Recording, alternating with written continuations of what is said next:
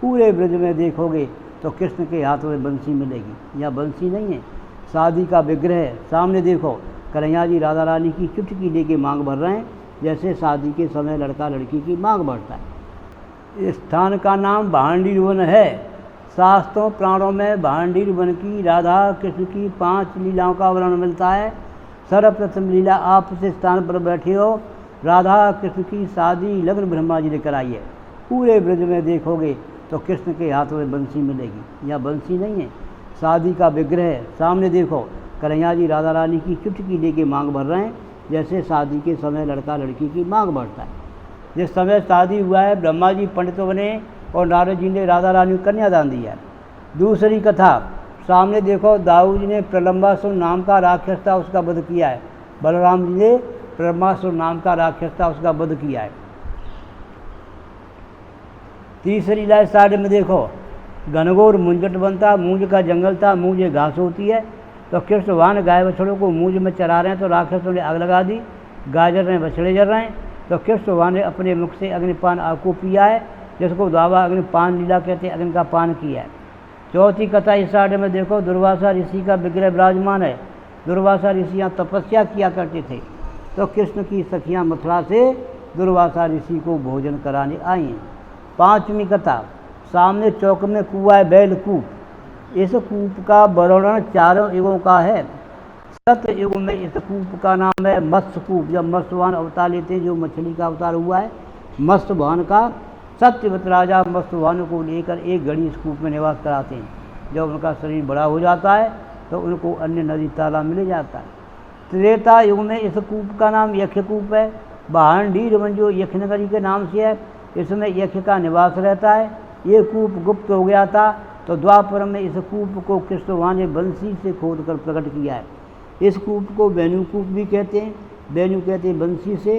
कंस का चचेरा भाई था बच्छासुर राक्षस, जो बछड़े का रूप धारण करके यहाँ कृष्ण के गाय बछड़ों में मिल गया था, तो कृष्ण भगवान ने उसका वध किया है। तो कृष्ण भगवान को जो गोहत्या का दोष लगा है, तो कृष्ण भगवान ने सारे तीर्थों का आह्वान किया है। ये यमुना नदी किनारा है, कृष्ण भगवान ने बंसी मारी है, कुआं प्रकट हो जाता है, कृष्ण भगवान उसमें विराजमान हो जाते। सारे तीर्थ अपना रूप धारण करके सुंदर कलशों में जल लाकर कृष्ण को स्नान कराते हैं, तो उनका पाप दूर होता है। इसके बाद में कृष्ण भगवान ब्रजवासी गोपी ग्वाल सखाओं को भंडारा देते हैं। भंडारे से भांडीर वन हो जाता है। इस समय आप देखोगे तो कुएं का जल कालेपन पर है, लेकिन सोमवार की अमावस पड़ती है, जिसको सोमवती अमावस्या कहते हैं। सोमवार को प्रातः 4 बजे से साय 6 बजे तक ऑटोमेटिक ज़मीन से दूध की धार निकलती है, और इस कूप का जल ऐसे हो जाता है जैसे दूध का रंग। इस कूप के 2 साइड में 2 हौद कुंड बने हुए हैं। इन कुंडों में इस कूप पर स्नान करने वाले संत महात्माओं का नहाने धोने का पानी एकत्रित होता है।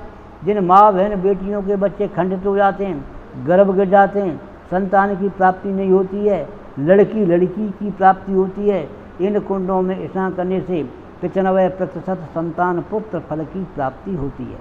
ये 5 कथाएं, इन 5 कथाओं का संक्षिप्त विवरण गर्ग संहिता पुस्तक में जो गर्गाचार्य द्वारा लिखी है।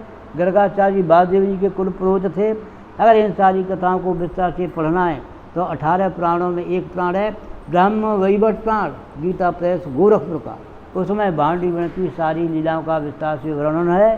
ब्रह्म वैवर्त प्राण में कथाओं का सारांश जो 5 लाइन का, उसे ध्यान से सुनो। एक झाड़ के नीचे राधा कृष्ण बैठे आपस में वार्ता कर रहे हैं।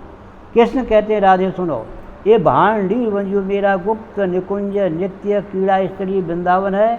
जो भक्त आकर कूप पर स्नान करके मेरा दर्शन करेगा तो मेरे लोक को प्राप्त होगा। जो भक्त कूप का चरणामृत लेकर मेरा दर्शन करेगा तो देवलोक इंद्रलोक को प्राप्त होगा। जो भक्त यहाँ बैठकर केवल एक मिश्री के कण को प्रसाद के रूप में ग्रहण करेगा तो जाने अनजाने सारे पापों से मुक्त हो जाएगा।